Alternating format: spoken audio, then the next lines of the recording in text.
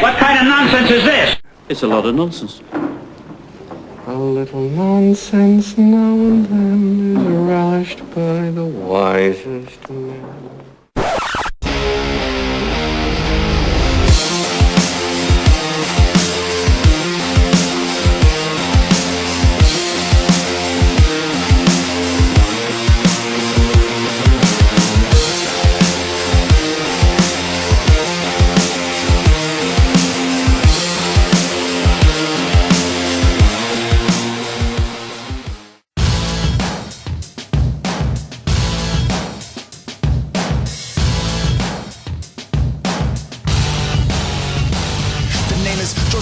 But it's the general to you, or you could call me President 1, not 3 or 2. And you probably heard a lot of silly stories about me, but let me lay it down how raw I really used to be. I got a hemp operation back at the plantation, selling the stickiest shit around the new nation. So come run and find me if you wanna get high, cause honestly I got the bombest, I cannot tell a lie. Pick it dry, of course I'm gonna try, bag it up and brick it and then just let them buy it. And if the Brits wanna come and take a piece of the cut, I'll raise a whole fucking army, let them see what's what. King's like, yo, I gotta get paid. I'm like, tough titty, cause y'all's a whole ocean away. And you can try to send some ships to come and make me pay up, but that's an awful long way just to suck these nuts. You get my fucking message, son? Take it, Thomas Jefferson. Sell drugs, run guns, nail sluts, and fuck the law. We're founding fathers, we'll rush more shit, and we were all high as balls. The Declaration of Independence I wrote so high, I'm surprised it makes sense, but we find these truths to be self-evident. It goes puff, puff, pass, the next round you get skipped. Abe Lincoln, I know what you're thinking. Greatest president ever, I'll have what he's drinking. Yeah, well see, that's where you'd be wrong, cause if you wanna chill with me, you better go and grab that bomb. Or an apple or a can, see you do not understand. Faded 24/7, cause that's just the way I am. I can see you're having a little trouble believing me, then check this letter that I wrote, recorded down in history. Ahem. Two of my favorite things are sitting on my porch and smoking a pipe of that sweet hemp, of course. That's a quote that I wrote while I was still in office, but enough of that, I am too high, I have to back up office. Where's my horse? I think I need to go and ride him home. I was supposed to leave about 420 rips ago. You see my hat? I like it. I kinda think it looks like a stove. Scratch it, pass it one more time, and let me hit it for the road. Sell drugs, run guns, nail sluts, and fuck the law. We're founding fathers, we'll rush more shit, and we were all high as balls. And don't let them try and tell you we grew with just a rope. You can check what we wrote down in our harvest notes. We separated seeds that we found more potent. In layman's terms, we were into getting bent. Smoking out the Continental Congress, everybody's bitches be like all up on us. Patrick Henry's in the corner looking pretty well spent. Ben Franklin got so high he forgot to be president. Your girl just said she never had it hit so good. Smoked so many trees that my fucking teeth turn wood. And if they make a monument to me when I die, it'll be a giant abstract joint up in the sky. But you know they're gonna whitewash me, make up some corny shit about me chopping cherry trees. It's hard to control the people if they're found as a thug, so they'll just teach that I was all prayers, puppies, and hugs. But that just ain't the way it was. We set this whole place up with a hell of a buzz. So next time they try and tell you that this stuff is wrong, look at a dollar, light a blunt, fucking sing my song. Sell drugs, run guns, nail sluts, and fuck the law. We're founding fathers, we'll rush more shit, and we were all high as balls. The Declaration of Independence I wrote so high, I'm surprised it makes sense, but we find these truths to be self-evident. It goes puff, puff, pass, the next round you get skipped. We're the founders, and we found this, and we founded this on cannabis. We're the founders, and we found this, and we founded this on cannabis. Mount Rushmore crew, stone monument to some monumental stoners. G. Washington, T. Jefferson, and A. Lincoln. And fuck that other guy. Calvin Coolidge, whoever the fuck. We history. Hello, ladies and gentlemen. Welcome to another brand new episode of Untitled Nonsense. My name is Josh Fonner. I'm joined, as always, by my friend Tyco. Tyco, how are you today? Let's talk some shit about some shit today. I mean, it's better than using dead people's, so Yeah, that'll work for this time. I like it. I'm gonna keep it. Yeah, you're gonna keep that one? It's better than howdy. And it is better than howdy. I'll give you that. It is better than howdy.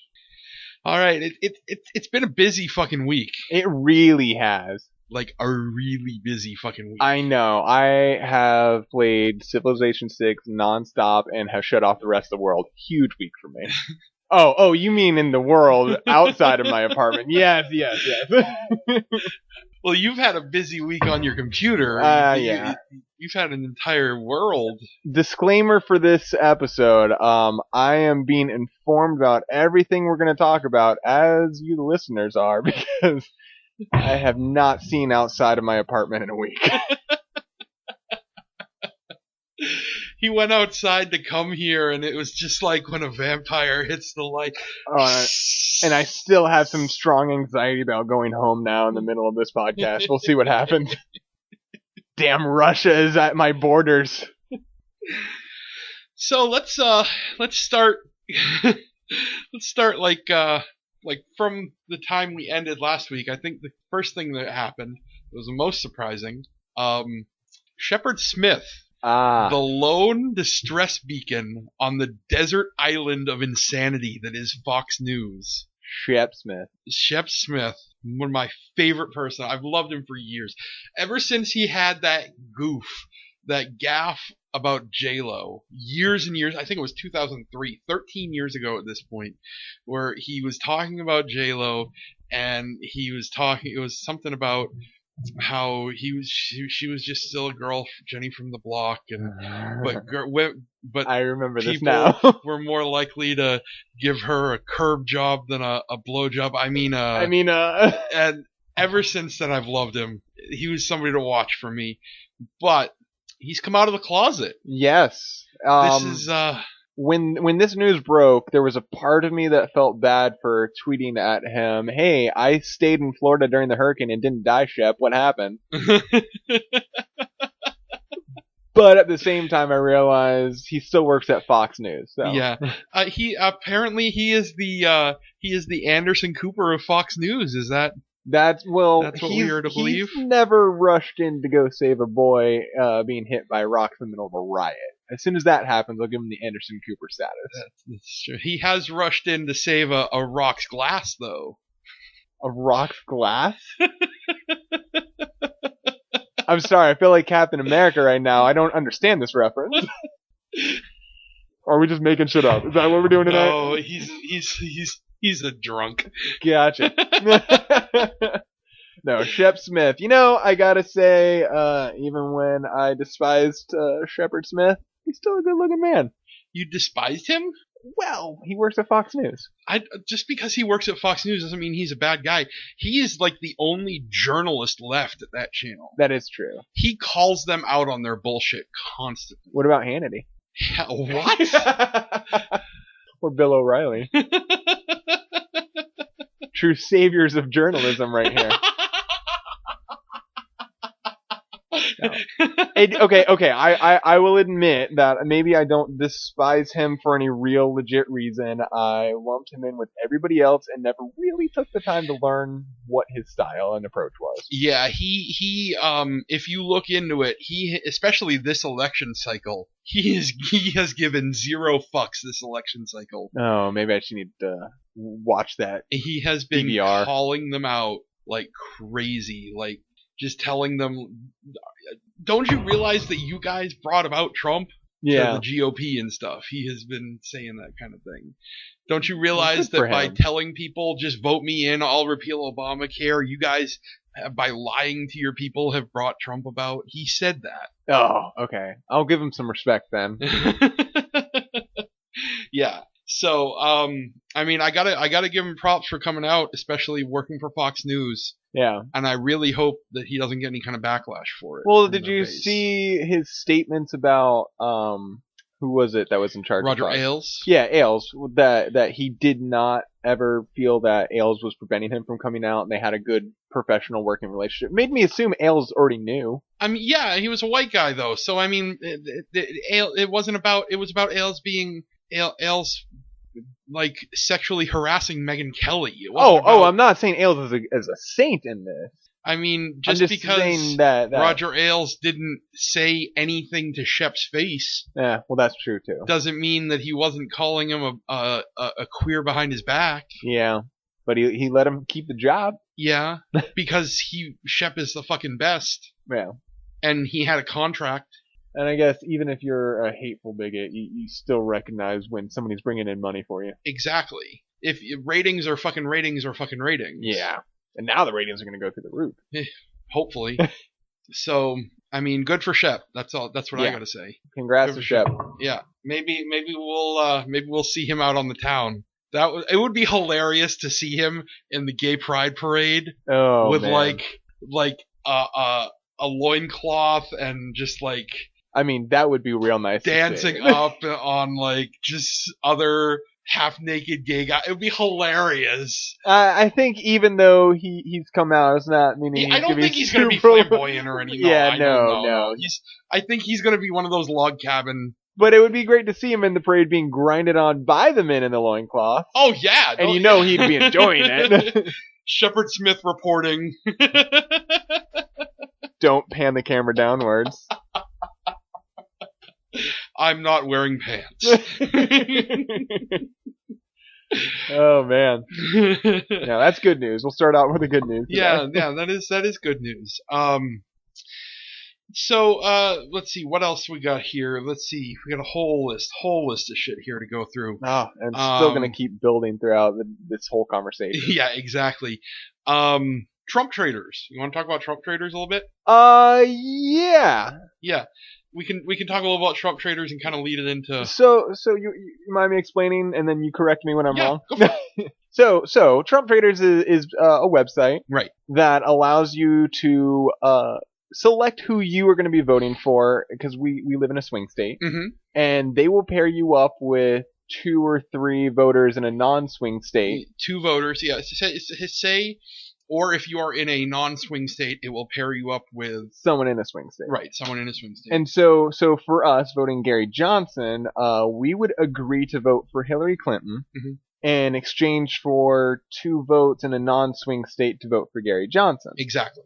And really, it's just set up so that we can avoid the catastrophe that is a Trump presidency. Exactly. And yeah, thoughts on that, Josh? I don't know. Like, on the one hand, America. Like, right? Like, this is what America is all about. Like, trading votes. Trading votes. Yeah.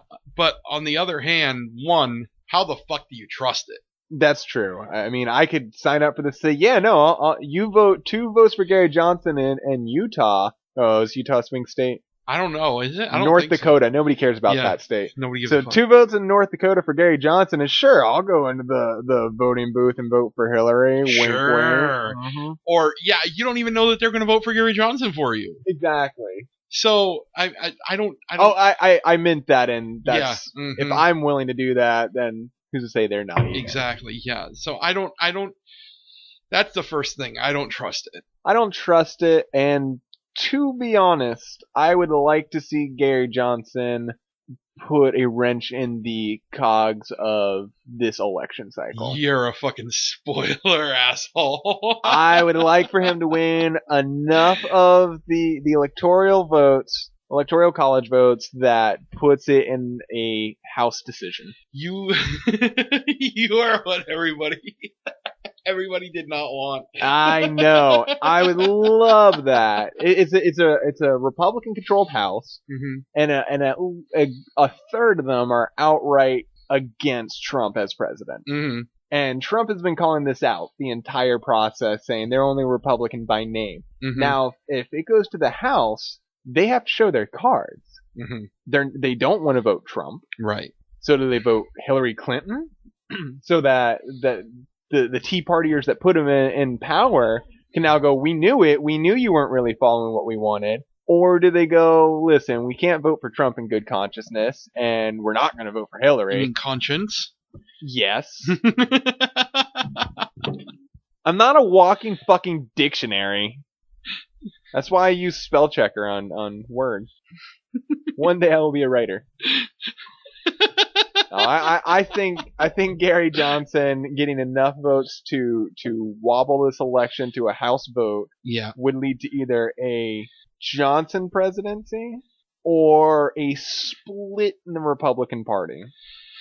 And we would just have to endure Trump for 4 years. I don't want Trump presidency though. Like that's. I don't either. I think I would I would avoid the Trump presidency at all costs. Yeah, I just want the 5% for Gary Johnson. Yes, like I want the 5% for Gary Johnson so that we get federal funding next election cycle. And automatic ballot placement. Automatic ballot placement, yes, around the country. Well, it won't be Gary. Well, it could be Gary Johnson. He said he's not running next time. Okay, then it won't be Gary Johnson, but Libertarian Party. Mm-hmm.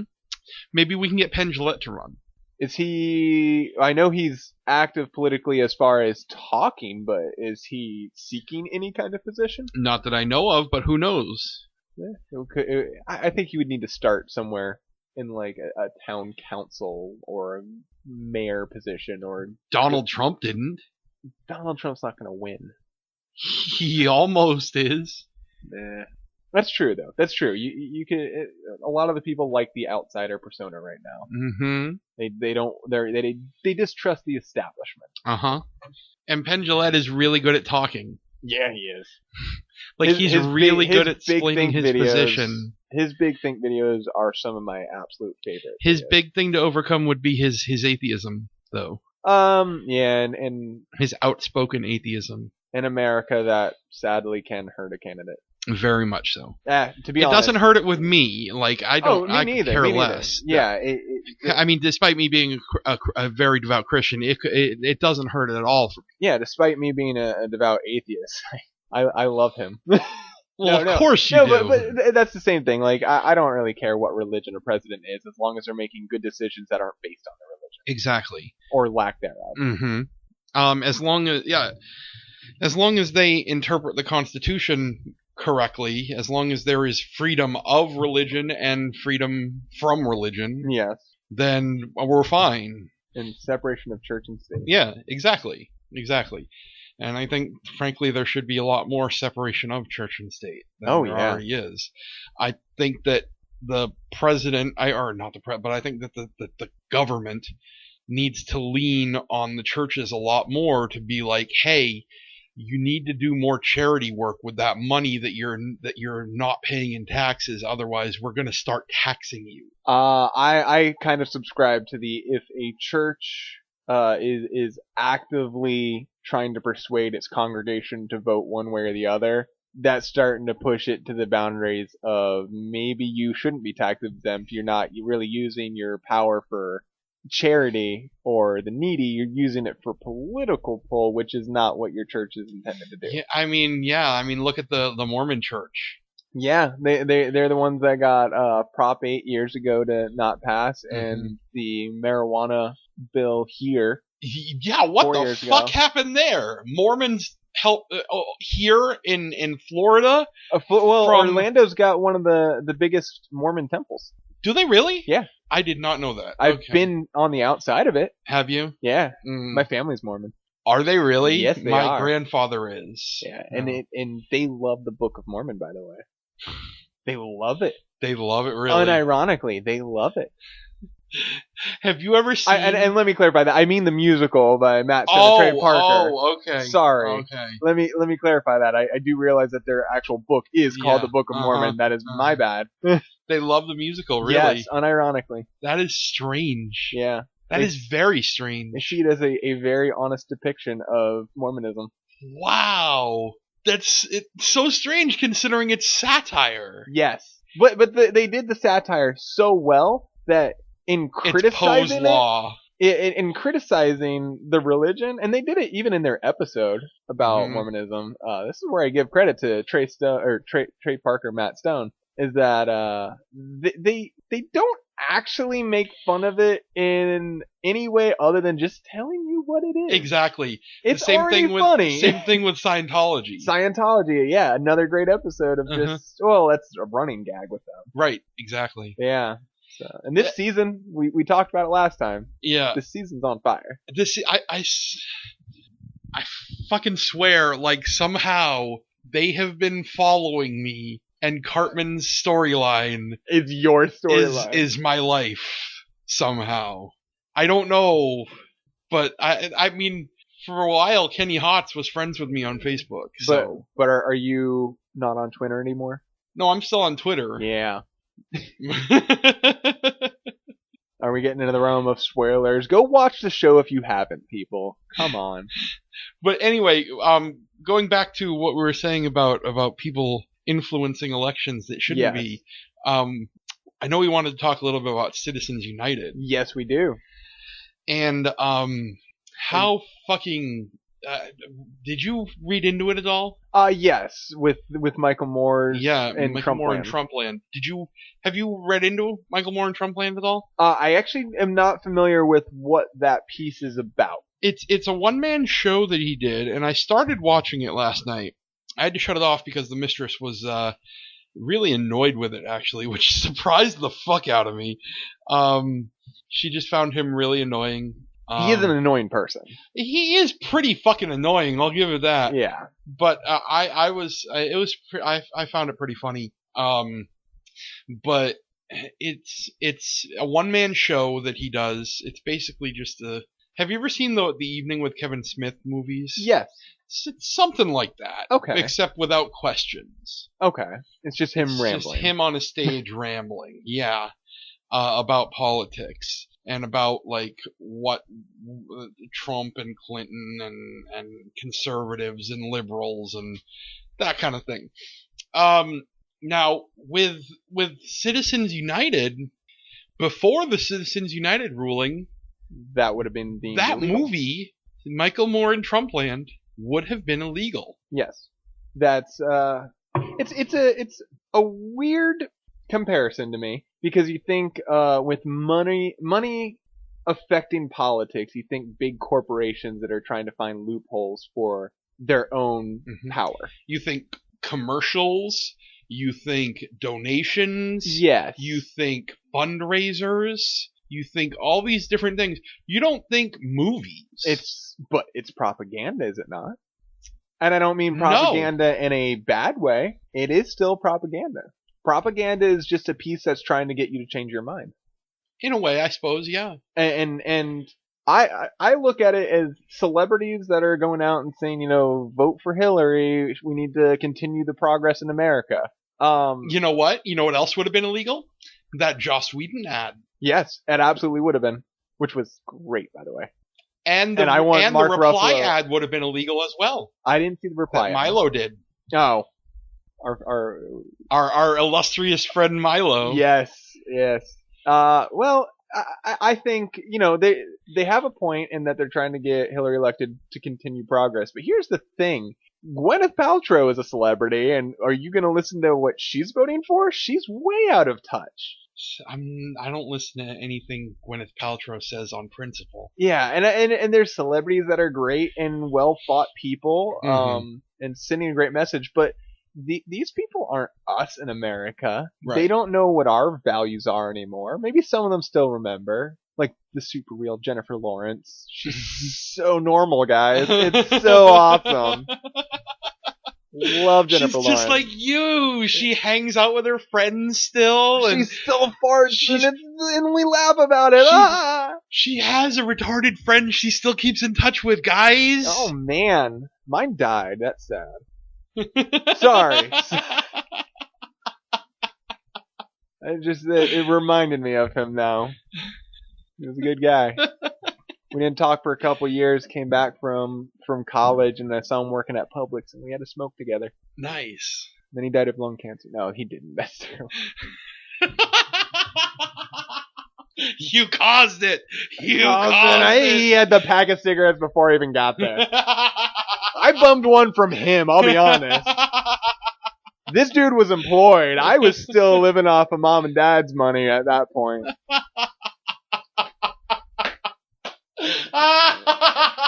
He was doing better than you were. He really was. If he had a girlfriend, you were single. He did. He had a girlfriend in high school. 2 of the years. He's a good guy. I won't give names, but he in elementary school, I remember he's the one that stopped bullies from picking on me when I was like in first grade, and he came up with his super strength and just pushed them off the playground, and they never messed with me again. This is all true stories. How did we get on this subject? I'm so sorry. Is it true what they say about their dicks? Are they bigger? Oh, I actually Come on, you gotta know. I actually don't know that one. You don't? Oh, wow. Yeah. He didn't make you... I was not forced into anything, Josh. That's only you that do this to me. The Citizens United! Why am I the one that has to circle back here? It's always me. I'm the bad guy here. I forgot what I was even saying.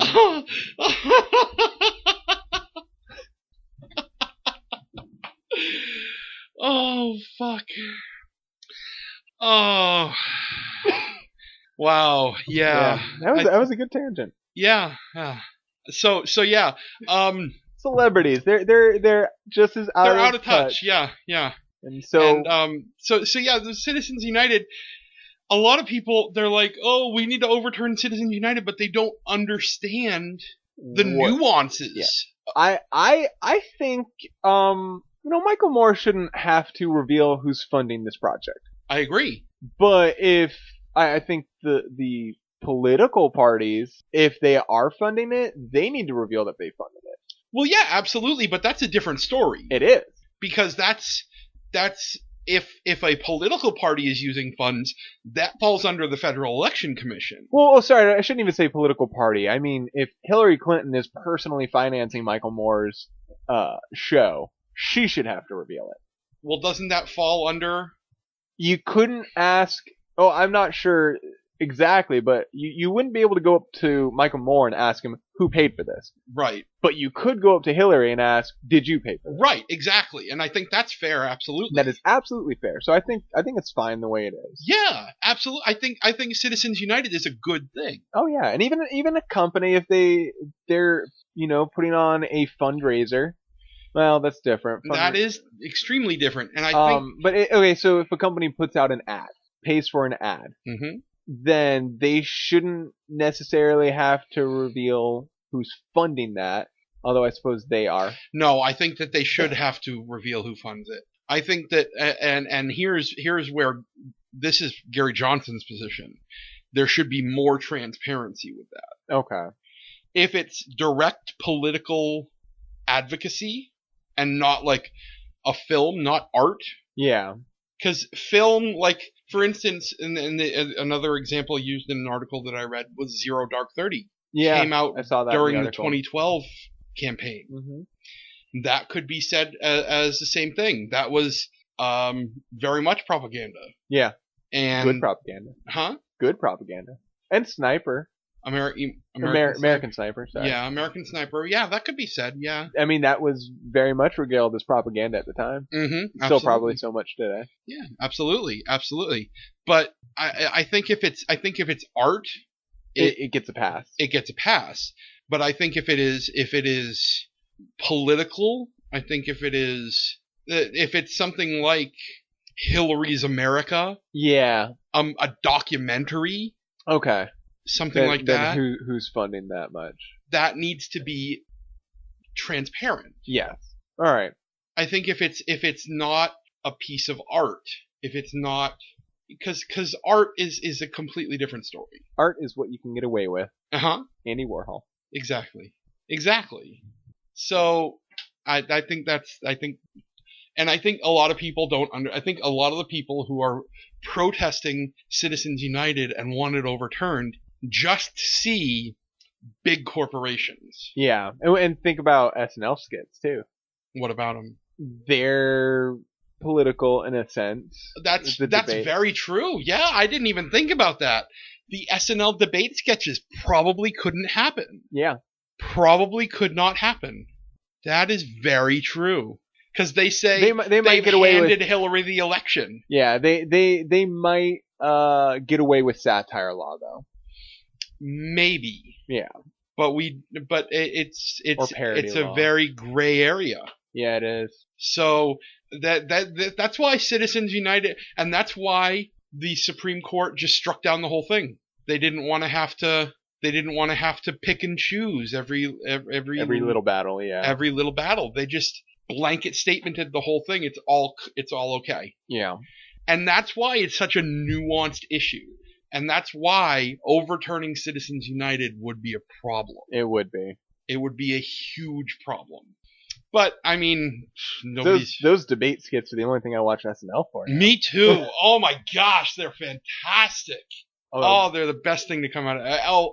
Black Jeopardy. Black Jeopardy. Tom Hanks was a revelation this past week on SNL. It was great. Mm-hmm. I'll be honest. Kind of reminded me of some family members. Yeah. Good old Doug. Oh, Doug. I don't talk to those family members. Not because of that. Not because they're like Doug. Just got nothing else in common with them. I only talk to family members that want to talk about Marvel movies and Star Wars and politics. So, kind of bridging the gap between entertainment and politics. Good old Amy Schumer. Amy Schumer. Amy. She just needs to talk about her vagina, man. She really does need to stick to what she's good at. Good at, I say. She was in Tampa, and about 200 people walked out of her concert because she made remarks about Trump. And I mean, here's the thing. You gotta know your audience. You're coming to Florida. I would say, yes, you gotta know your audience, but the audience also has to know what they're walking into. It's both parties on this one. I'll agree with that. I'm just... She can make whatever joke she wants, because guess what? Of course, I'm not saying that. No, because they already paid her. Yeah, she's got their money. They could walk out if they want. She could go on. Her whole bit could just be about how much she hates Trump and watch the entire audience leave because it was a bad show, and that's bad press for her. Then again, depending upon how, let me speak to your manager, those people are. Yeah. They might have gotten refunds. Also, I guess on that sense, if you know what you're walking into, you walked into an Amy Schumer show expecting her to talk about her vagina and farts. Yeah, that's her talk about her getting laid, and she started talking about Donald Trump. Yeah, so I guess this kind of does come down to she needs to know her audience. Now, don't get me wrong. I mean, Amy Schumer can talk about whatever the fuck she wants to talk about. Yeah, she has every right to do so. This is, I mean, but... This is more just, this isn't there should be a law that says she should only talk about her vagina. But good advice. If you're doing stand-up comedy, know your audience. Yeah. Did I ever tell you about my stand-up comedy? No. So I did an open mic night. Oh, did you? And I did it out here in Florida, at Vapor in West Melbourne. Oh, yeah? Primarily white audience. Uh-huh. And I had a whole joke about stereotypes. You had a whole joke about stereotypes? I had a bit. A whole bit, yeah. Asians are good at math and building robots. Yeah, you know. And women are bad drivers. The funny stuff. And then I went into this whole bit about how I feel like black men get a bad rap on being cowardly in paranormal situations. And I said that's bullshit. What the black man has is they have a will to survive. They have a survival instinct that kicks in. So I started talking about King Kong when the black captain leads them in and they hear a roar in the cave and he looks at the little scrawny white kid and he goes, "Billy, if anything happens to me, just run." I said, that's not how it's going to fucking happen. What's going to happen is going to go, "Billy, go check that shit out. If anything happens to you, your ass is on your own. I'm out of here." And I had the whole white audience go completely silent. One black dude in the back just goes, "Yeah." And everybody else goes, "All right, we can laugh now." Know your audience. He got permission. They all looked at him. "Are we allowed to?" And he said, "Yeah." It was a fun time. I made a don't ask, don't tell repeal joke while in the military. Really? Yeah. How'd that go over? Surprisingly well, actually, because Really? I was at I was in a field at the time which had a lot of gay members. I don't know what is going on with this career field, but it just attracted a lot of gays and lesbians to it. And so we all knew I'll tell you what it is. all It was knew. the intelligence portion. Everybody wants to know everybody else's gossip. Yeah, I guess that is it. What's in your email? Oh, honey, sit down. Let me tell you what's going on now. But I can only speak on behalf of the Air Force, and nobody gave a shit if you were gay or not. While I was serving, They just at least. assumed you're all gay. Yeah. The Marines, they might have a different story. They're a brotherhood. They'll stand up whether you're gay or not. Mm-hmm. And then they look at us, Air Force, like, you're all gay anyways. What do you care? Just go back to your wheelie chair. Air Force, huh? I can make those jokes. I'm not allowed to. That's like me making fat jokes, Josh. You do anyway. I know. So yeah, I mean, it was Amy Schumer. Like, it's a strange thing because I love stand-up comedy. Yes. I'm a huge proponent of stand-up comedy, and I don't want to be the guy to say that a comedian shouldn't make certain jokes. I don't think you're saying it on a moral ground. No, not at all. And that's where it's okay. We're not saying she shouldn't make jokes because we're offended by it. We're saying just on, looking out for her. Maybe you don't need to make these jokes if you want to keep 200 people in the audience. And if you don't care about it, you don't care about it. Yeah, and something tells me if you lose 200 people in an audience, you're going to care about it when you get off the stage. Yeah. Because comedians, by and large, whether or not they play it well, comedians are very sensitive creatures. Oh, absolutely. If you overly sensitive. If you bomb while on stage, it is the most terrifying thing to have a silent audience. And you'll go home and cry yourself to sleep. Oh, that's why I got really drunk to do mine. And I can't even imagine comedians that stop drinking and stop doing drugs, what they do when they bomb. Right? Like that must be why comedians kill themselves so often. It just got really dark. I don't think you guys can't see, but the look I just got from him after that statement, it haunts me. That's why they kill themselves. Go do more stand-up, Tyco. I think there's an open mic night tomorrow. I'm down. So, we got an announcement about Jessica Jones season 2. Season 2. About fucking time. Right. I've been waiting because season 1 was amazing. I don't give a fuck what the rabble says. Season 1 of Jessica Jones was probably the best noir we have gotten in a long, long time. It is.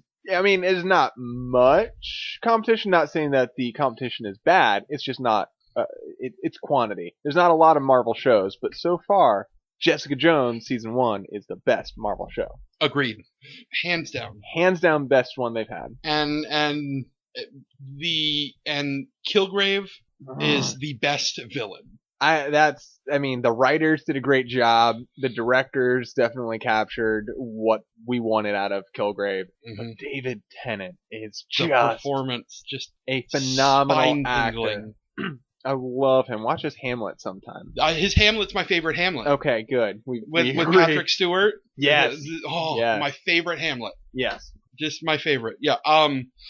So yeah, the season 2 announcement came out, and MRAs and Meninists everywhere are having a fucking hemorrhage. Yeah. Here we go. The SJW Shock Jock is going to make an appearance here and a little bit later in the episode because they have announced that season 2 is going to have all female directors. Yeah. And the internet is having a collective Now cow.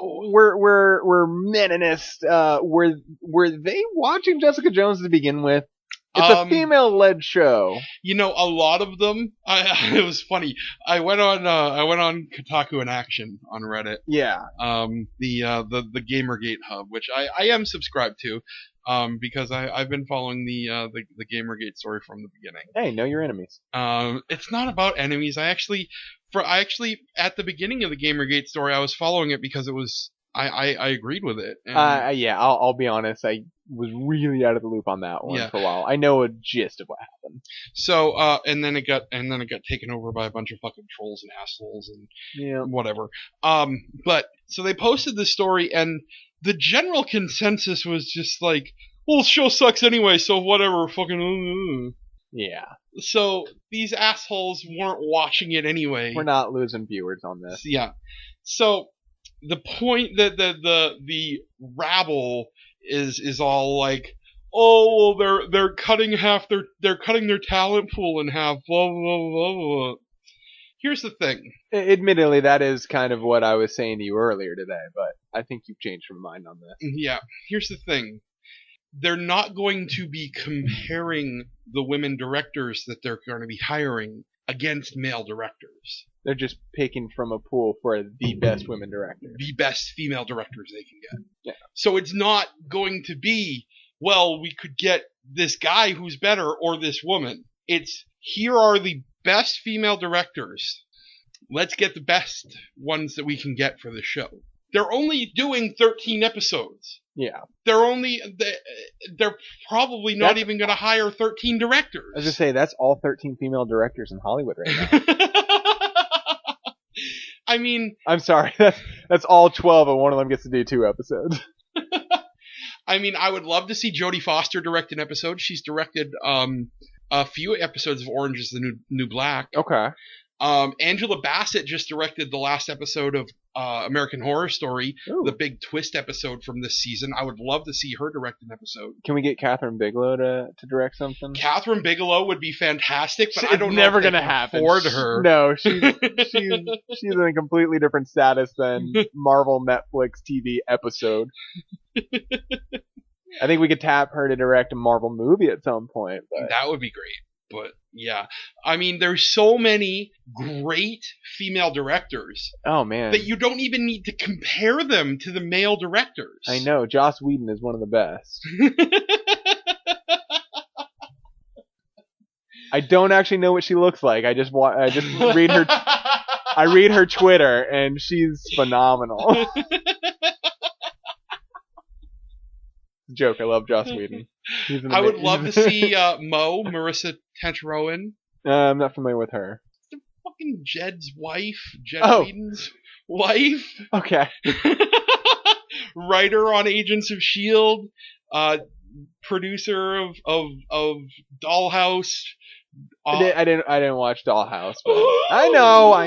I just didn't want my heart to be broken when it got canceled after the first season. It didn't get canceled after the first season. Well, I know that now, but at the time. Well, now you're gonna have to sit down and watch all 26 episodes. So there's 2 seasons. Yes. All right. And there's a complete story. Oh, okay. They did get a chance to conclude it. They knew that when they got their second season, they knew that was going to be it. So they made the complete story. All right. We just need a second season of Firefly now. Joking, we're good. I have watched Dollhouse all the way through 8 times. I'll give it a shot then. It takes about, honestly, and here's the thing. You watched Doctor Who for me. I did. I watched 2.5 fucking seasons of Doctor Who. I can watch Dollhouse for you. Jeez, fuck that garbage. Hey. I love the show still. So anyway, and the big thing about the all female directors is, it's sexist.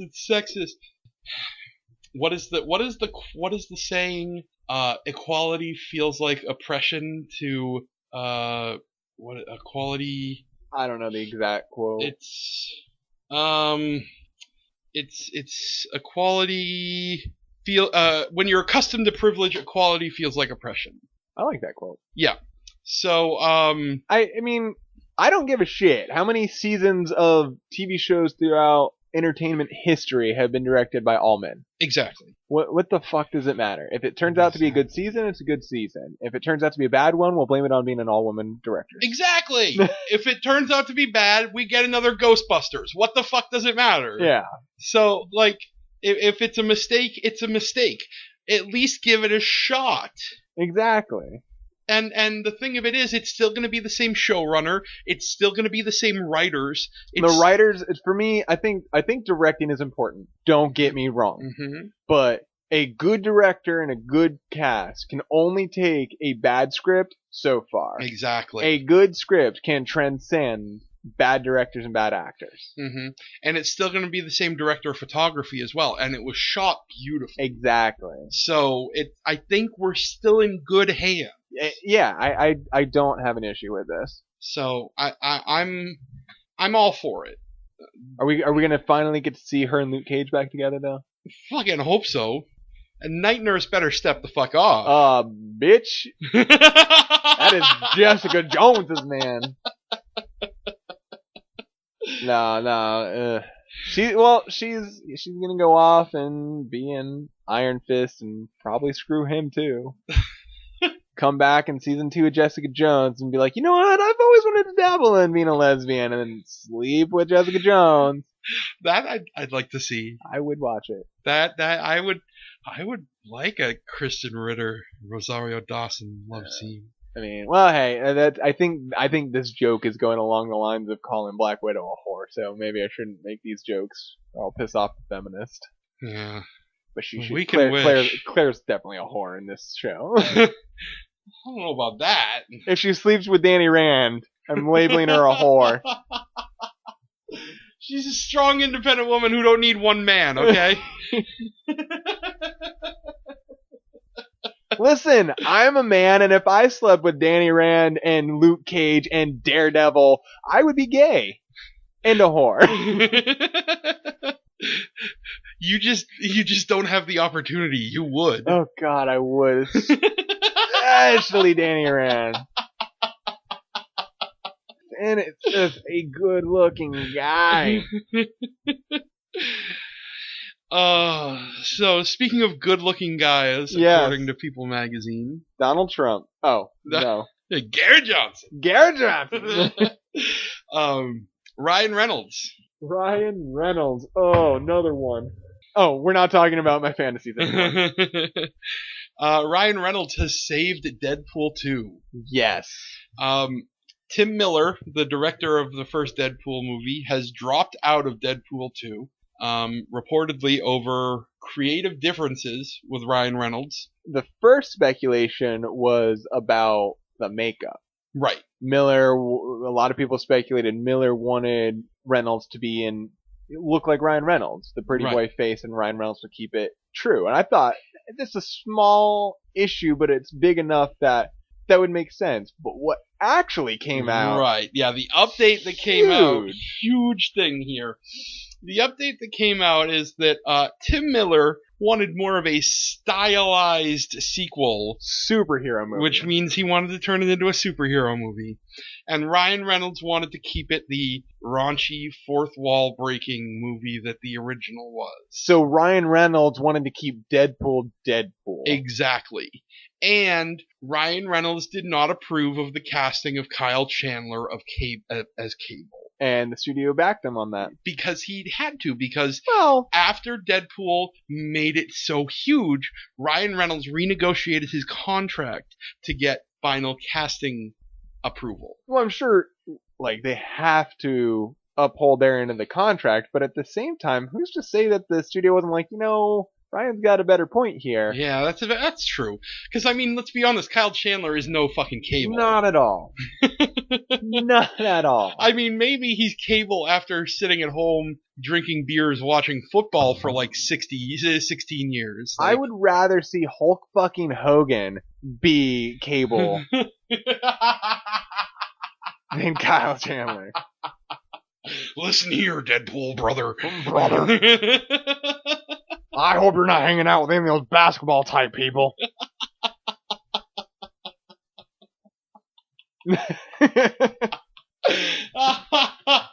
No, Deadpool and Cable is such an iconic run. Yeah, you can't fuck it up. You can't. Please don't. And so many people have all faith in the world that Fox will fuck this up eventually. Mm-hmm. Because Fox does this shit. over and over and over again. But if Fox renegotiated the contract to let Ryan Reynolds have as much creative control as it seems he does, then it looks like Ryan Reynolds, the one person who could probably stand up to the studio, Deadpool's in good hands. Well, that's the thing. Ryan Reynolds is the one who got Deadpool made in the first place after like 11 years. Well, there is rumor that it might have been Miller that leaked that test footage.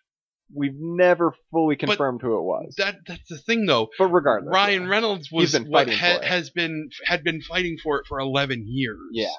And Ryan Reynolds is the one who knows Deadpool.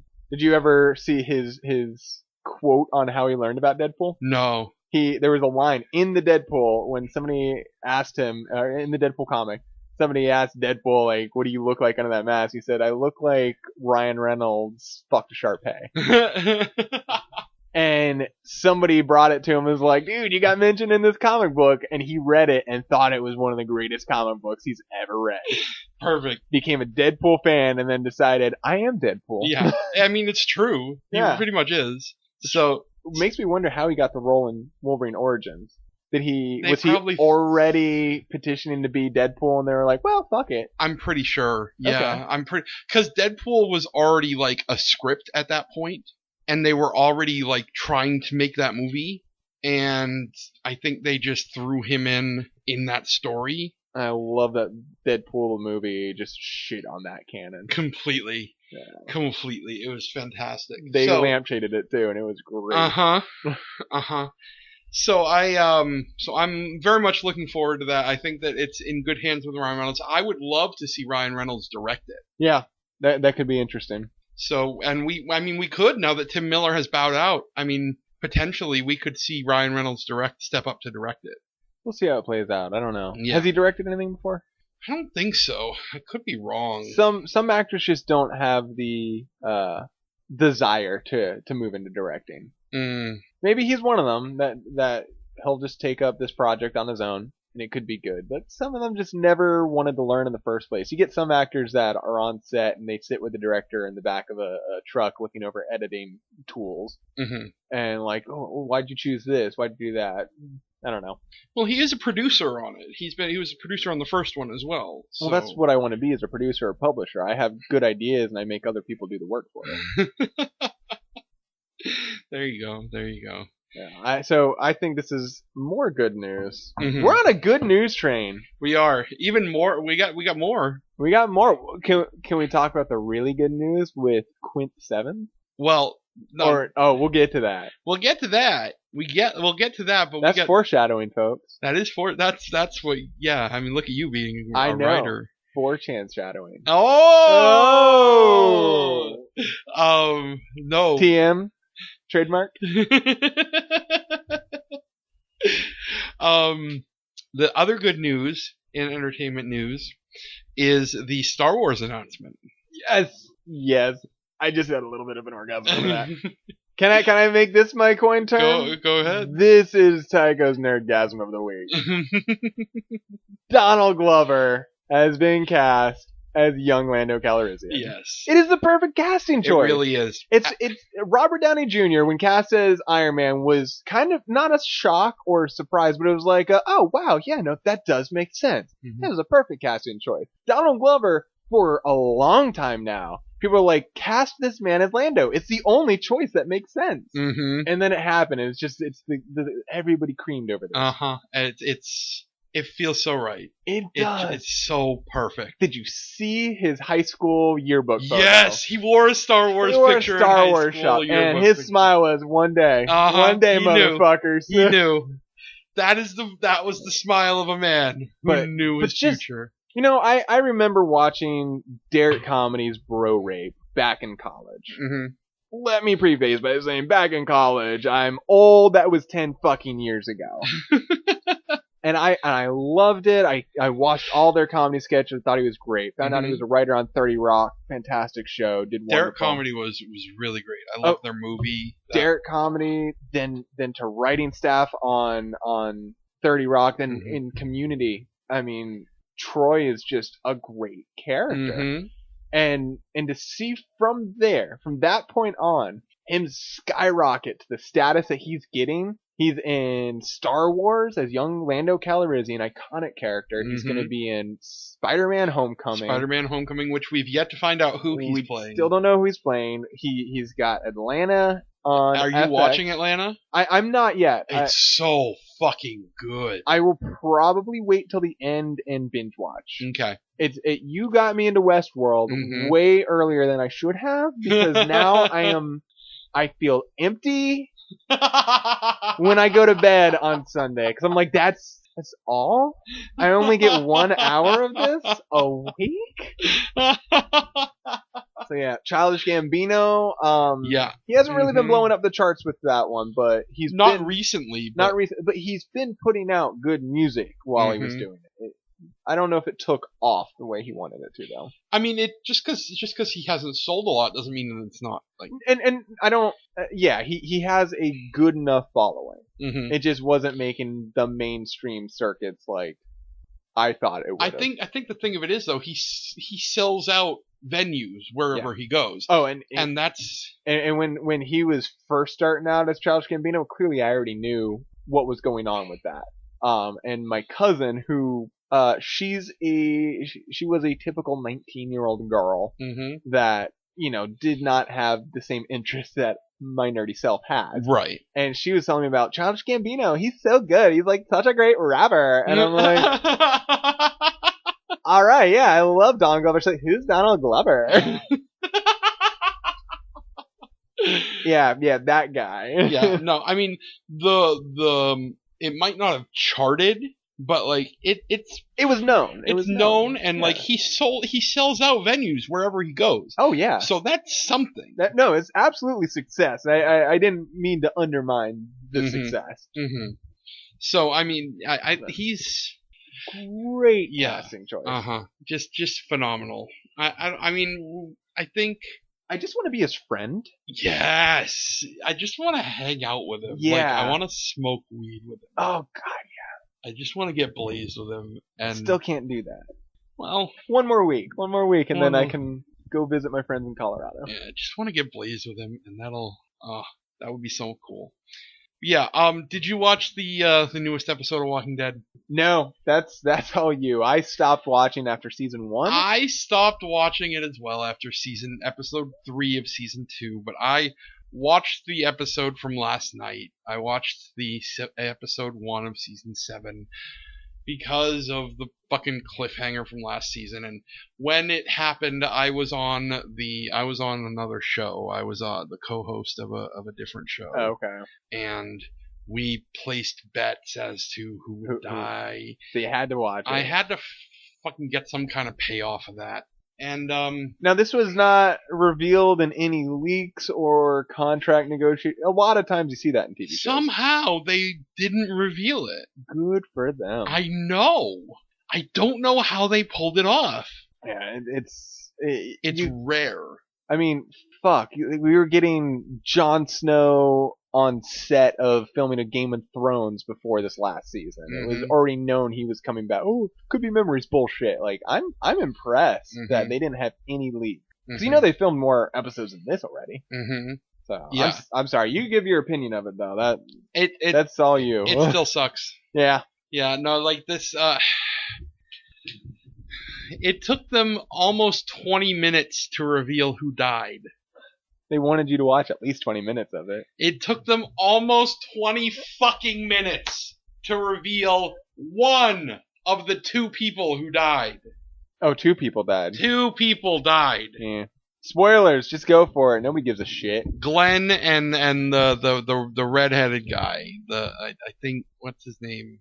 Abraham, I want to say. All I know is John Bernthal's character. He's my favorite, and I hope he lives to the end of the show. If they kill Daryl, we riot. That's not John Bernthal, I know that. Yeah, Abraham, Walking Dead. Yeah, he's dead. He got his brains bashed in. Yeah. That was the guy who died at the end of last season. That was the cliffhanger. Oh, okay. And then Daryl made it so that Glenn got killed. And what I don't know if I love it or hate it. but the fan base of the show with the whole "if Daryl dies, we riot." Daryl's not even in the goddamn fucking comic book. Nope. Like, cool, he's probably a great character. I like He's alright. Norman Reedus. That's his name, right? Norman? Yeah. Mm-hmm. I like Norman Reedus, but he if he dies, it's inconsequential to keeping true to the story. Although I'm pretty sure they've diverged far from the comics by this point. Yeah. I don't know. Yeah, quite a bit. I've not actually watched the show. Yeah, they've diverged quite a bit. Carl's like almost 18 now. Oh, well. Okay. That's the problem with casting child actors. Mm-hmm. I lost when the young boy had to be shipped back. Walt! Because Walt was getting too old. Comes back and he's got 2 kids and a college degree. Like, I mastered in island studies while y'all were gone. that's how I made my way back. No, okay, yeah. So yeah, Walking Dead still sucks. Walking Dead still sucks. Yep. Cool. Still won't watch it then. And one last bit of entertainment news, I guess you could say, before we move on to the other SJW Shock Jock thing. Oh yes. Anthony Cumia has added a new show to his network. He's decided to build a station for the Coon Train. Yeah, I still feel uncomfortable saying that. Good, you don't have to. I will. Yeah, that's all you.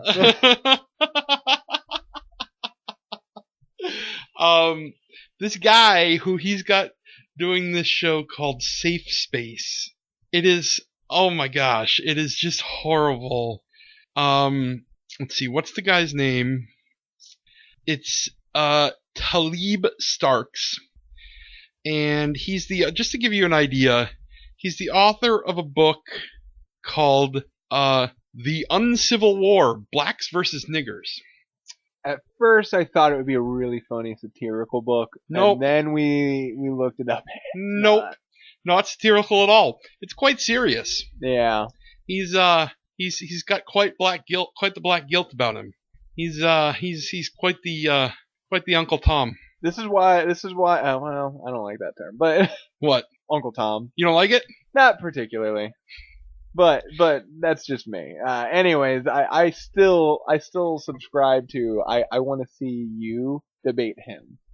I want to see a white person who stands with the Black Lives Matter movement debate a black person who is against it. Oh, I'd love to do that. It'd be fantastic. That would be entertaining. And I love that he's calling his show Safe Space. Safe Space, yeah. It's cute. He's mocking. Of course. Of course. But still, like that, I don't. But it is going to be his safe space. It is. You've changed my mind on this. Because I have my movie theaters on the midnight showing of MCU movies as my safe space. There you go. At least until somebody breaks in with a gun. That was never an MCU movie. I know. Don't put that fear in me. It's not going to happen, of course. It was after the James Holmes shot up the Batman movie. I saw Batman opening day, so it was the day after, and I definitely paid attention. Ain't nobody walking into that theater. Of course you did. I mean, if Joker took it out in Colorado, what were they going to do in Mississippi? We would have gotten like Redneck Riddler. Redneck Riddler. Riddle me this, Batman. Riddle me this, Batman. Two pigs walk into a bar. One of them's my wife. Get her done.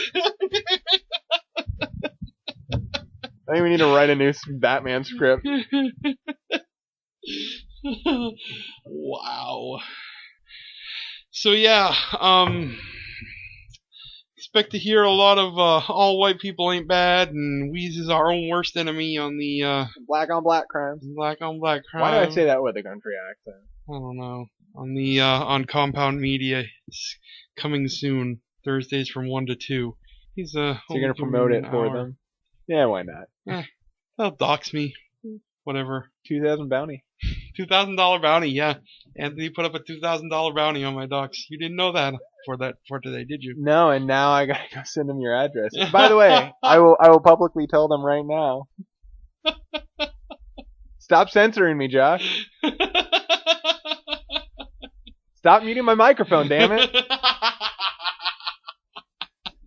All right, fine.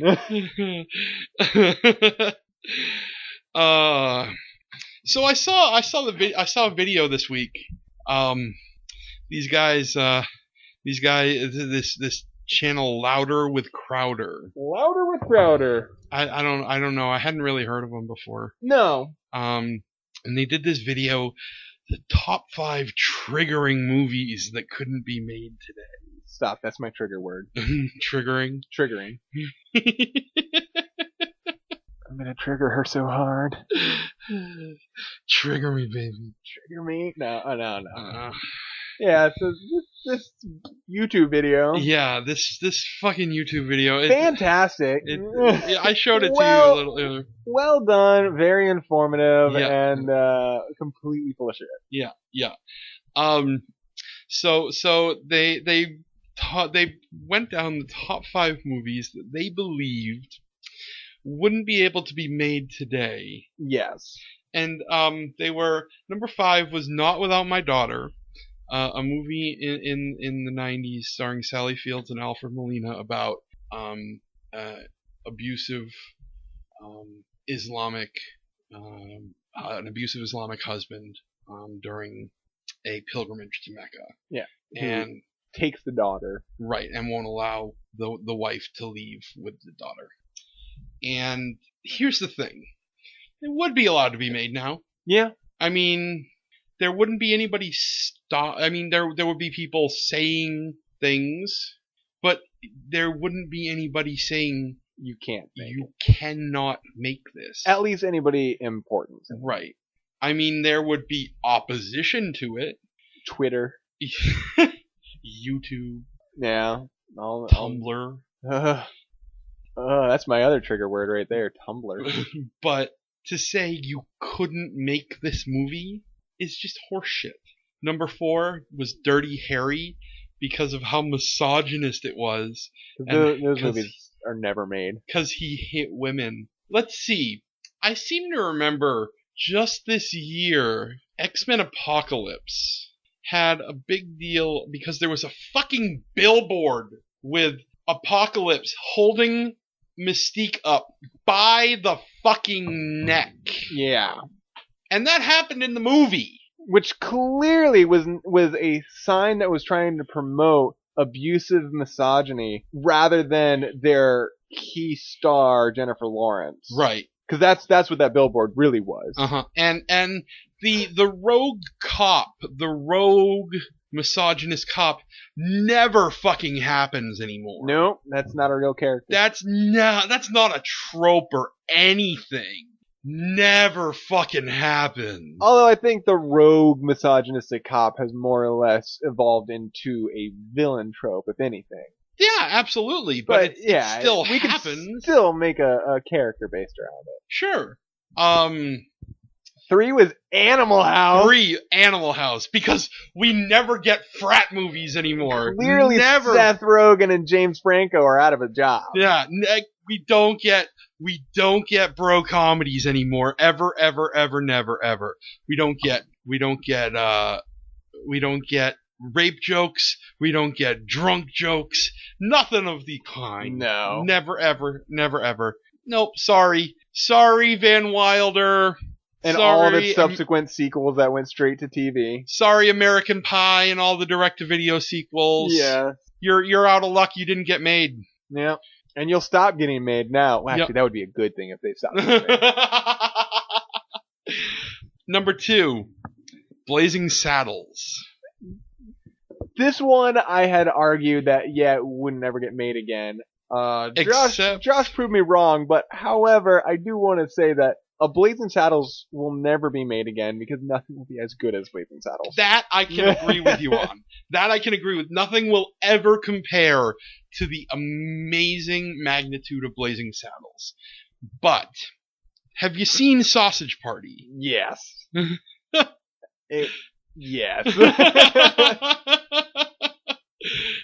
all you need to do is look at Sausage Party and see that movies are still being made just for the sake. Now, even Blazing Saddles wasn't made just for the sake of being offensive. No, it wasn't made Blazing just to be Saddles offensive, was- but it was intended to be satirically offensive. Yes, absolutely. But Sausage Party was made just to be offensive. I still love when they made This Is the End and they wanted to keep in the demon rape scene Oh, with Jonah yeah. Hill. So they decided that they were going to throw in the hugest devil donkey dick ever. And the studio was like, yeah, no, that's fine. Yeah, This Is the End is hilarious. And that's, I think, when Seth Rogen realized that he can make anything he wants to fucking make and the studio's just going to say yes to it. And that is how we got as Sausage long as he Party. can make them laugh. Yeah. Mhm. No, I don't think he needs to make them laugh. He just needs to make them money. That's true. Yeah, that's true. As long as he can turn a profit, they don't give a fuck. Yeah. And number 1, Mrs. Doubtfire, which, That one upsets me. considering that we just had the Rocky Horror Picture Show remake on television, Well, are we actually going to talk about that? I watched it. I didn't. It was on network TV. It was never going to hold up to the original. If I'm- Netflix or HBO were to say, yeah, we're going to remake Rocky Horror, I would have been all about it. I mean, my boy Reeve knocked it out of the park as Riff Raff. I can believe that. How did Adam Lambert do, by the way? I kind of love him. Actually, Adam Lambert did not do bad. I expected him to be good in it. But he also has a role that I mean... He put on a bunch of weight for the role. Oh, just for this? I One TV don't know. thing? I don't know if it was just for this or what, but he had like a bunch. He had like the jowls and everything. Oh, wow. Yeah, like it was like, Now, whoa, did he do the meatloaf? What the fuck? yeah, I was going to say, not to say Meatloaf didn't do an amazing job in the Mhm. original, but it's a role that the studio couldn't fuck up. Right, And I think Adam Lambert it was a great choice in that. right, yeah. Now, yeah. But everything else, the studio can definitely fuck up. Now, yeah, I think Reeve was amazing as Riff Raff. Christina Milian was actually really good as Magenta. Really? Surprisingly. Okay. Now, it could have used more elbow sex. Oh. They only did it once. Really? Only did it once. And I- that was disappointing to me. I feel like the sexuality of the entire show, though, was gonna be toned down. It was way toned down. And yeah, I guess I was right. The thing of it is, like, also, here's my thing. Frankenfurter has to be played by a man. I agreed. Frankenfurter has to be a man.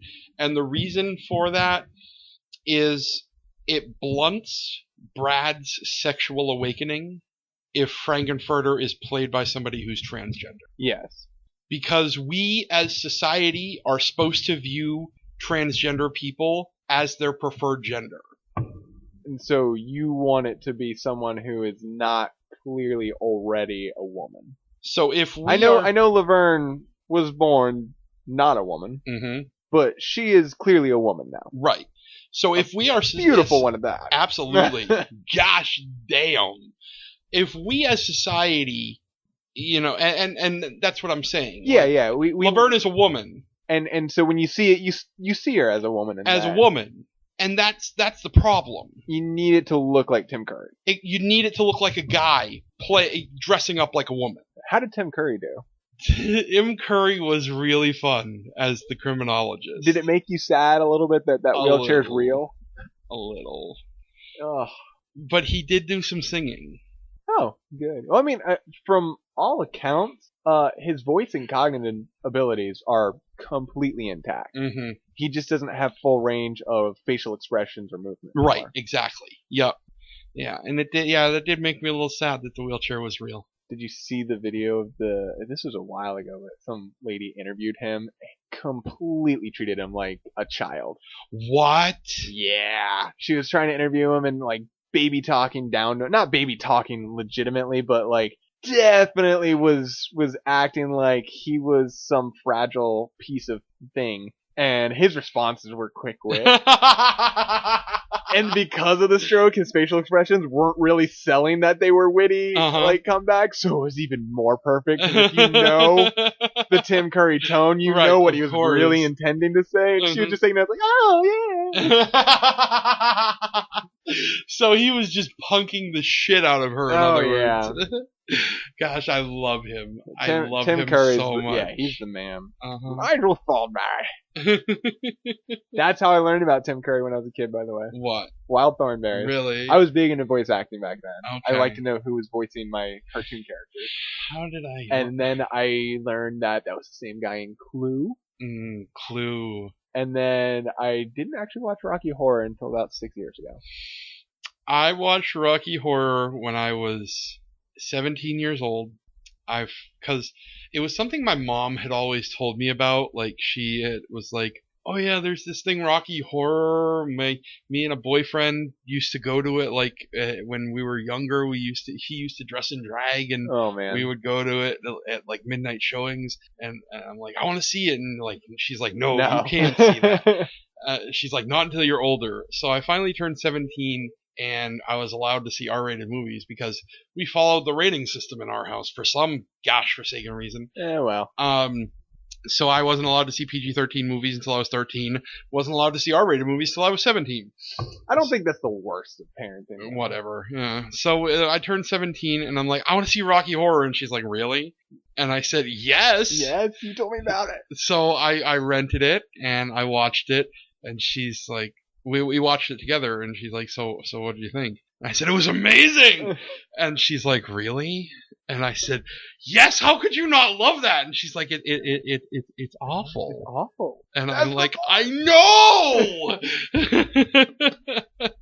My mom's campy movie that was terrible that she got me into was Army of Darkness. Oh, really? Not even Evil Dead 1 or 2.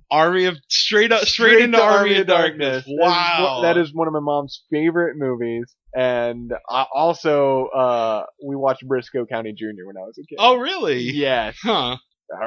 That's probably way over people's head, though. Mm-hmm. Briscoe County Jr. was a movie with was a TV Bruce, show. Yeah, sorry, a TV show with Bruce Campbell. Uh-huh. Yep. And he was a cowboy. Western. Yep. And it was good. Dumb as shit. It was good and dumb and yeah. Yeah. So yeah, and so going back to Mrs. Doubtfire, like. Oh yeah, that's what we were talking about. Yeah. Tangents. So that's the number one triggering movie that couldn't be made today. So really, the whole point of this list is not that these movies couldn't be made today, because they all could be made today, and they are all, in some form or another, the kind of movie that are being made today still. It's just that they couldn't, the point of this fucking list is it goes back to what I said last week with opinions. Mm-hmm. They couldn't be made without somebody saying something about it. And these fucking people want to say or do whatever the fuck they want without getting called out for it. You know what I'm a little surprised was not number one over Mrs. Doubtfire? What? White Chicks. That, I mean, I'm not saying that it is a movie that can't be made today, but that seems more triggering to me than Mrs. Doubtfire in the same context of Mrs. Doubtfire. It's not just a dude that's dressed as a woman so that he can see his kids. It's about two black guys dressed as white women, which is hilarious. Now, the mistress tried to make the point about how about Medea, and I'm like, well, the thing of it is, Medea, the conceit with Medea is not that it's that she's supposed to be a woman. Yeah, it is. The character is a woman. Exactly. It's not that it's a guy dressing up as a woman. So yeah, that's the whole thing with this bullshit story, this bullshit list. It's not that they couldn't be made. It's that they couldn't be made without anybody saying anything. Yeah. And these people just want to say and do whatever the fuck they want. And you're gonna get a lot of flack from people left and right on the internet. Half the time, they probably don't even really care. Exactly. They just want to say something and look at me too. Exactly. And that. And it's like the locker room talk. You get people like, oh man, I never do locker room talk. That's bullshit. Uh-huh. You just have people that want to make it look like I'm so cool and popular too. Uh-huh. And the other thing is, there is never as much outcry against things as people make it seem. Yeah, that's something that you definitely enlightened me on. I still see it, and I buy into it a lot of times. I'll see stuff online where people just flood with hate on something, and I'm like, I don't understand, why are so many people? It's not so many people. We just perceive it as so many people because we see 10,000 people are talking about this. But in the long run, 10,000 people don't mean shit. Is not that many people. Yeah. There are 300 million people in the United States. 10,000 people is a small town. If I could get 100,000 people to buy comic books when I start selling it, I can make money. Exactly. And if you could get 10,000 people talking about your comic, 209 or I can't even think of the numbers. 300 million. So if 299,900,000 people don't buy my comic books in America, I can still make a profit. Exactly. That's a big percentage. Yeah. Right now it's looking like about 324 million people. Wow. So 10,000 people talking about something in the long run is fucking nothing. Yeah. So we make much more of a big deal about things, and that's the thing. When we make a big deal about it, it becomes much more of a thing. And I definitely see confirmation bias a lot online. Mm-hmm. I shouldn't even say confirmation bias because you can not agree with the point. You just see it so much, you start to think, well, this is what I associate with. So clearly, if a majority of people believe this, and that's the way it is, and you look outside the window, you go, oh, exactly. And it kind of happens more than just in that with opinions. Like people think, oh, the pedophiles are everywhere now. Yeah. And it's just because they're just in this room right now. Luckily, we're more than 500 feet away from a school. Yeah, you are. So, I mean, it's because of things like the 24-hour news cycle. Yeah. And as much as I love it, To Catch a Predator, we just hear about it more. Yeah, the gun violence has gone down in America. Exactly. You hear people like Trump saying violence is going up, crimes are going up. No, they're not. They're actually going down. We just hear about it more.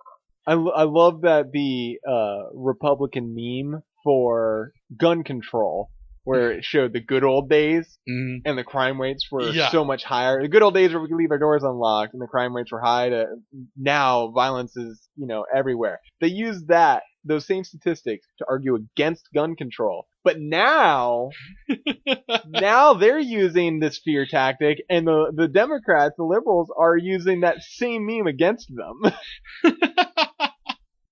The only problem is they're using it unironically and thinking that it's just something like, oh, look, we could point them wrong. No, they used this first on you guys, and now you're using it back. Who's going to actually own the point that violence is down? I guess the libertarians are the only ones. Mm-hmm. So, with that, let's go and make good on our 4chan shadowing. 4chan shadow. Hey, that's trademark. Yeah. So to our segment, 4chan at arm's length. What do you think about that for a name? I like it. 4chan at arm's length. We're not going to talk too much shit about them because we don't want to be completely doxxed and DDoS. Well, no, it's not for that. It's just you don't want to get too close to 4chan. You want to keep them at arm's length. You don't want to get too close to that. Yeah. They're a train wreck that you just can't look away from. Right, you can't look away, but you don't want to get too close. Not going up to it. Yeah. There's probably a gas tank that's going to explode. Yeah, at some point, like you can smell the gas. Yeah. But but you can't look away. And the person driving that was a complete racist. You're like, I'm not going to go save his life anyway. But I'm rooting for you, buddy. There's like an All Lives Matter sticker on the front window. Like, I hope you make it out, but I'm not helping. I'm not helping. So, we got four things here in our 4chan segment this week. 4 things from 4chan. God, this is the most 4chan we've had since I've joined the show. So this week, starting from last night, a continuing saga on 4chan has been the Correct the Record saga. CTR. And for those of you not in the know, Correct the Record is a PAC, a political organization in support of Hillary Clinton. Only has about 15 to 20 employees. That's right. It only has about 15 to 20 employees. You can go online on the Federal Election Commission and check that, because legally they have to disclose all of their employees, and they have to disclose their names and information. So what Correct the Record does is they go online onto places like Reddit and 4chan and Facebook, and they make posts. They make posts about Hillary Clinton correcting the record if people post incorrect things. Yes. And they've become the boogeyman this election cycle for 4chan and Reddit. Anytime anybody posts anything pro-Hillary, it's Correct the Record doing CTR shills. CTR shills. So on the FEC website, on the Federal Election Commission, one of the employees' names Benjamin Fishbein, and yesterday on poll on 4chan's politically correct board, one of the largest cesspools on 4chan, if not the largest. Wow, when it surpassed B as the largest cesspool on 4chan. Yeah, come on, they're Holocaust deniers, and I'm not disagreeing with you. It's just sad. So posting the name Benjamin Fishbein or Ben Fishbein got you a 14-day ban on poll yesterday. Then as of today, that's been shut off. Yeah. Yeah, I mean, your ban was still there if you got banned yesterday. But if you do as it of today, today, you don't get banned. So conspiracies are flying everywhere, of course, as to why this is happening. Oh God, yeah. Whether Hero got bought off by CTR or clearly, clearly Hero's a CTR shill because Hillary's reaching all the way over to Japan now. Yeah, of course. So I'm sure we could probably track that email too. Let's ask Russia. Yeah, ask Russia. And I'm sure that will leak on 4chan soon. Yes, at some point. If it's real. Yeah. Unlike the fake CTR memos that have popped up.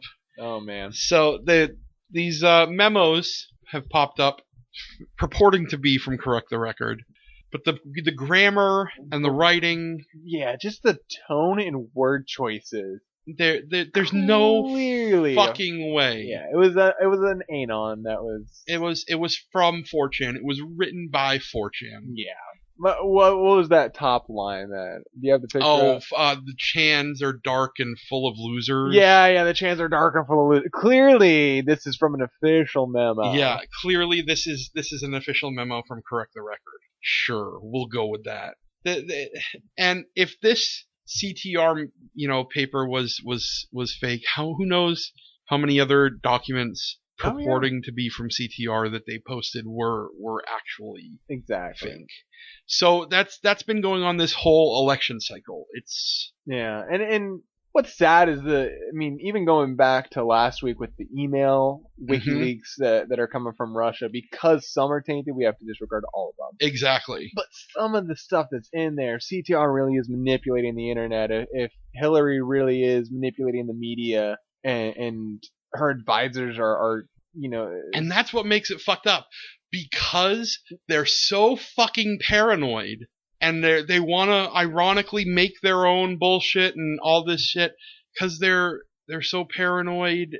They're making fun of it. Yeah, they fucked themselves. They have. They've made all of their evidence refutable. And it's as simple as that. If all of the emails but one that were leaked from Russia to WikiLeaks, if all of the memos from CTR but one were legit emails that got hacked, then that one ruins it for the rest. Because all of them. That one was, and it's from the same source purportedly, then that source is corrupted. Exactly. So that's that's how journalism works. Yeah. I'm sorry if you don't like it, but that's how fucking journalism works. But there's always a saying that one can ruin it for the rest. So the final two things here, both are related. Trip Sevens have announced that that Keck has abandoned poll and Trump will lose. Yes. A post with Trip Sevens has said that. Then later, the same evening, Quint Sevens, Quintuple Sevens, said the final tally of the election would be Hillary 357 electoral votes, Donald 180, and that Keck hates Poll. And that has to come true now. It's got to come true. That's quintuple sevens. Which is unfortunate. There's no state that's fully Gary Johnson. I mean... But Quint Sevens, they don't lie. They don't lie. Check them. Check them, motherfuckers. Like, that's a once-in-a-lifetime thing. Keck has spoken. I didn't know who Keck was till today, by the way. And now he worships at his feet. I do. Is Pepe a like the Holy Ghost then? Pepe is like the son of Keck, yes. Oh, so he's like Jesus. Yes, exactly. Yeah. And he will die and be reborn. Pepe was like crucified by the media. Yeah. Yeah. Oh, man. I want to write the Book of Poll now.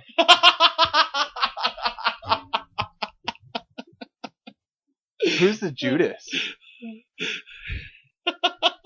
Guarantee you Skrelly's going to take over, and then he's going to be regarded as Milo is the Judas. And Skrelly is King Herod.